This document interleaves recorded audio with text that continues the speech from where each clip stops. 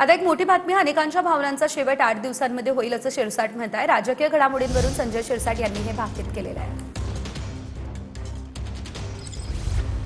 मी केलेले सर्व भाकीत आतापर्यंत खरे ठरलेले आहेत आणि म्हणून एक 8 दिवस थांबा, या भाकीताचा सुद्धा तुम्हाला एक अंदाज येईल। अनेक लोकांच्या ज्या काही भावना आहेत त्या भावनेचा शेवट या 8 दिवसामध्ये होईल असं मला वाटतं।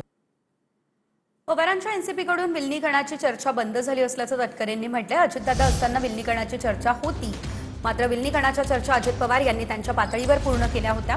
दादांच्या निधनानं राजकीय समीकरणं पूर्णतः बदलली असल्याचं तटकरेंनी म्हटलंय।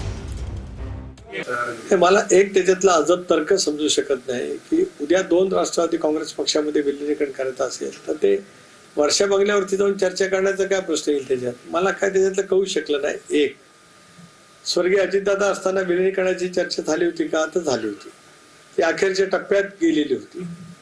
दादांचं दुर्दैवी निधन 28 जानेवारीत झालं नसतं तर कदाचित 15-20 फेब्रुवारीच्या आसपास याचा उल्लेख आदरणीय पवार साहेबांनी किंवा पवार साहेबांच्या पक्षाच्या प्रमुख नेत्यांनी जो केला की 12-15 फेब्रुवारीची तारीख ठरली होती, कदाचित त्या तारखेला दादांच्या नियोजनाप्रमाणे विलीनीकरण होऊ शकलं असतं।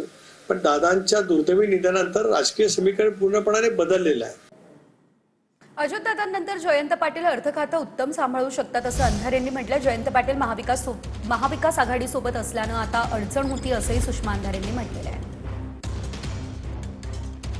महायुतीमध्ये ज्या सत्ता वाटप आहे त्या सत्ता वाटपामध्ये अर्थ खातं हे राष्ट्रवादीच्या वाट्याला होतं आणि दादा ते खातं सांभाळत होते आणि दादांनी अतिशय उत्तम ते खातं सांभाळलेलं आहे।